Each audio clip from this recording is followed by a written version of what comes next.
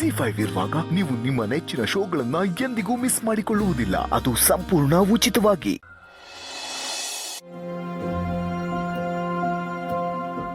ಅಂದ್ರೆ ಮತ್ತೆ ಪ್ರಸಾದ್ ಇಲ್ಲಿಗೆ ಬರೋ ಹಾಗೆ ಮಾಡ್ತಿರೋದು ಭಾವನಾ? ಇನ್ನೇನು ಮತ್ತೆ? ನೋಡು ಸಂಧ್ಯಾ, ನೀನು ನಿನ್ನ ತಪ್ಪುಗಳನ್ನೆಲ್ಲ ಒಂದೊಂದಾಗಿ ತಿದ್ಕೋತಾ ಇದ್ದೀಯ. ಮೃಗ ಆಗಿದ್ದವನು ಮನುಷ್ಯನಾಗಿ ಬದಲಾಗಿದ್ದೀಯ.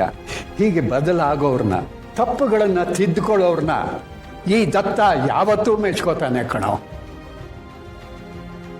ಆಹಾ, ಮಹಾಪ್ರಸಾದ. ವರ ಸಿಕ್ಕದಾಗ ಆಯ್ತು ದತ್ತ ಮಹಾಪ್ರಭುಗಳೇ. ಒಂದು, ನೀವು ನನ್ನನ್ನು ಮೆಚ್ಕೊಂಡ್ರಿ.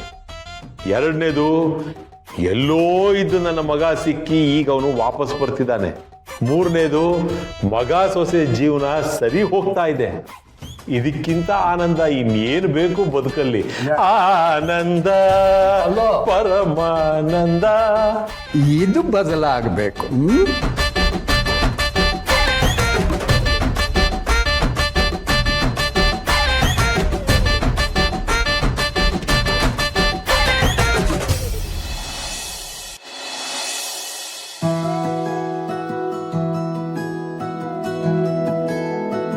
ದತ್ತ ಮಹಾಪ್ರಭುಗಳೇ, ಸುಮ್ಮನೆ ಹೀಗೆ ಯೋಚನೆ ಮಾಡ್ತಾ ಇದ್ರೆ ಏನು ಪ್ರಯೋಜನ ಇಲ್ಲ.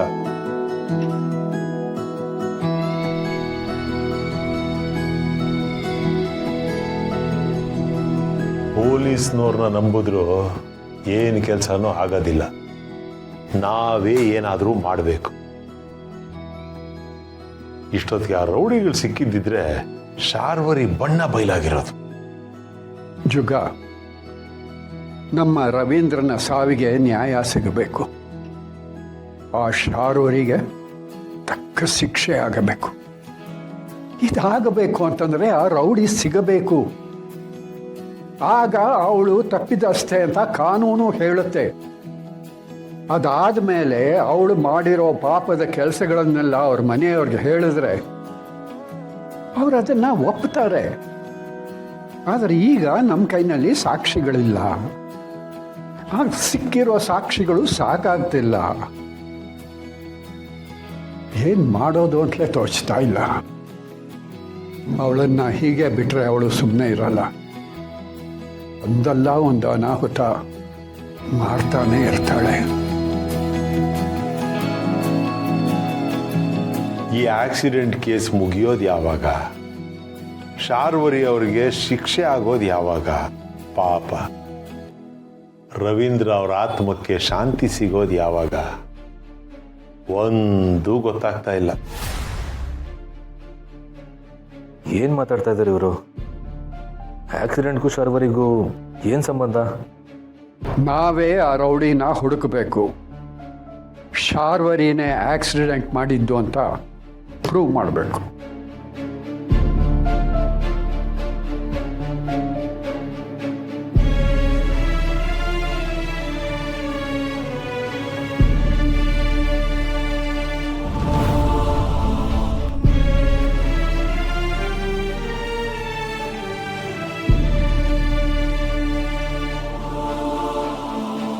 ತಾತ, ಏನ್ ಹೇಳ್ತಾ ಇದ್ದೀರಾ ನೀವು?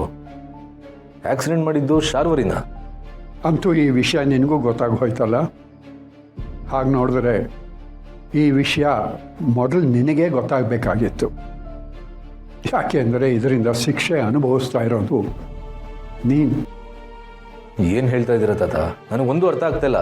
ದಂಡ್ಬಿಡ, ಆ ಶಾರ್ವರಿಯಿಂದ ಆಗ್ತಿರೋ ಅನಾಹುತಗಳು ಒಂದೆರಡಲ್ಲ. ಅವಳಿಂದ ಮಾಧವನ ಮನೆಯವರು ಅನುಭವಿಸ್ತಾ ಇರೋ ಕಷ್ಟಗಳು ಅಷ್ಟಿಷ್ಟಲ್ಲ. ಅವಳು ಸಾಮಾನ್ಯವಾದ ಹೆಂಗಸಲ್ಲ ಕಣೋ, ನರರೂಪದ ರಾಕ್ಷಸಿ. ತಾತ, ಹೌದು ಕಣೋ, ಅವಳು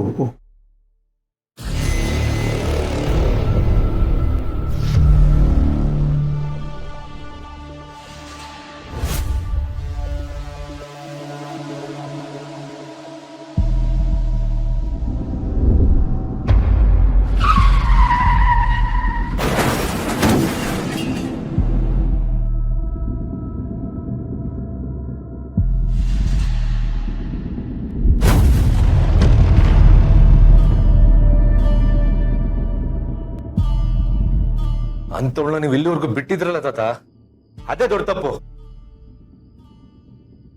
ಏನು ತಪ್ಪು ಮಾಡಿದೆ, ಜೈಲ್ಗೆ ಹೋಗಿ ಬಂದವ್ ನಾನು. ಈಗಲೂ ನನಗೆ ಜೈಲ್ಗೆ ಹೋಗಕ್ಕೆ ಏನು ಅಂಜಿಕೆ ಇಲ್ಲ. ಯಾಕೆಂದ್ರೆ ಅವಳನ್ನ ಕೊಂದು ಒಂದಾದ್ರೂ ಒಳ್ಳೆ ಕೆಲಸ ಮಾಡ್ತೀನಿ. ಸುಮ್ಮನೆ ಬಿಡಲ್ಲ ಅವಳನ್ನ.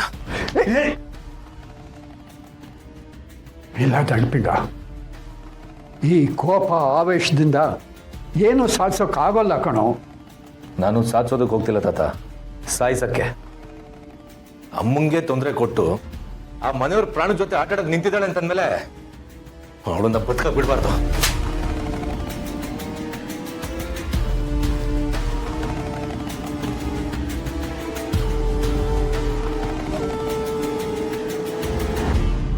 ಅವಳು ಜೀವ ತೆಗೆದು ನಿನ್ನ ಜೀವನನ ಯಾಕೆ ಹಾಳು ಮಾಡ್ಕೋತೀಯ? ನಿನ್ನ ಜೀವನ ಹಾಳಾದರೆ ಮನೇಲಿ ಎಲ್ಲರೂ ನೆಮ್ಮದಿಯಾಗಿರ್ತಾರೆ ಅಂತ ಅನ್ಕೊಂಡಿದ್ದೀಯ? ಅವಳಿಗೆ ಮಾಡೋಕ್ಕೆ ಹೊರಟಿರೋದು ಅದನ್ನೇ. ಅವಳಿಂದಾನು ನೆಮ್ಮದಿ ಹಾಳು, ಅವಳು ಜೀವ ತೆಗೆದ್ರೆ ನಿನ್ನಿಂದಾನು ನೆಮ್ಮದಿ ಹಾಳು. ಹಾಗಂತ ಅವಳನ್ನ ಸುಮ್ಮನೆ ಬಿಡ್ಬೇಕಾ ತಾತ? ಸುಮ್ಮನೆ ಬಿಡಬಾರ್ದು. ಯಾವುದೇ ಕಾರಣಕ್ಕೂ ಅವಳನ್ನ ಸುಮ್ಮನೆ ಬಿಡಬಾರ್ದು. ಆದಷ್ಟು ಬೇಗ ಅವಳು ಮಾಡಿರೋ ಎಲ್ಲಾ ತಪ್ಪುಗಳನ್ನ ಸಾಬೀತು ಮಾಡಬೇಕು. ಅವಳಿಗೆ ಶಿಕ್ಷೆ ಆಗೋ ಹಾಗೆ ಮಾಡಬೇಕು.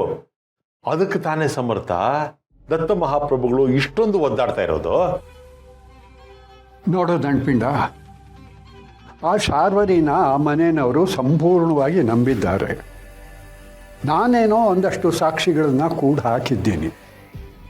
ಆದರೆ ಆ ಸಾಕ್ಷಿಗಳು ಸ್ಟ್ರಾಂಗ್ ಆಗಿ ಇಲ್ಲ ಅಂತಂದರೆ ಶಾರ್ವರಿನ ನಾವು ರಾಕ್ಷಸಿ ಅಂತ ಸಾಬೀತು ಮಾಡೋದಕ್ಕೆ ಆಗೋದಿಲ್ಲ. ನೋಡು ದಂಡ್ಪಿಂಡ, ಯಾವುದೇ ಕಾರಣಕ್ಕೂ ಈ ವಿಷಯನ ಸಿರಿಗೆ ಹೇಳಬೇಡ. ನಿನ್ನ ತಾಯಿ ಜೀವದ ಜೊತೆಯಲ್ಲೇ ಆಟ ಆಡಿದ್ಲು ಅಂತನ್ನೋ ಕಾರಣಕ್ಕೆ ನಿನಗಿಷ್ಟೊಂದು ಕೋಪ ಆವೇಶ ಬಂದಿರಬೇಕಾದ್ರೆ ಸಿರಿ ಅವಳಿಂದಾಗೆ ಅವಳ ಅಪ್ಪನ್ನೇ ಕಳ್ಕೊಂಡ್ಳು. ಅವಳಿಗೆ ಇನ್ನೆಷ್ಟು ಕೋಪ ಆವೇಶ ಬರಬೇಡ ಹೇಳು. ಹೌದು ಸಮರ್ಥ, ನಿನ್ನ ತಾತ ಹೇಳೋದನ್ನ ಸ್ವಲ್ಪ ತಾಳ್ಮೆಯಿಂದ ಕೇಳು. ಇಂಥ ವಿಚಾರಗಳಲ್ಲಿ ಶಕ್ತಿಯಿಂದ ಆಗದೆ ಇರೋ ಕೆಲಸನ ಯುಕ್ತಿ ಉಪಯೋಗಿಸಿ ಮಾಡಬೇಕು. ಅವಳು ಮಾಡಿರೋ ತಪ್ಪುಗಳಿಗೆ ಅವಳಿಗೆ ಶಿಕ್ಷೆ ಆಗಬೇಕೇ ಹೊರತು ಅವಳಿಂದ ಪುನಃ ನಿನಗೆ ಶಿಕ್ಷೆ ಆಗೋ ಹಾಗಾಗಬಾರ್ದು.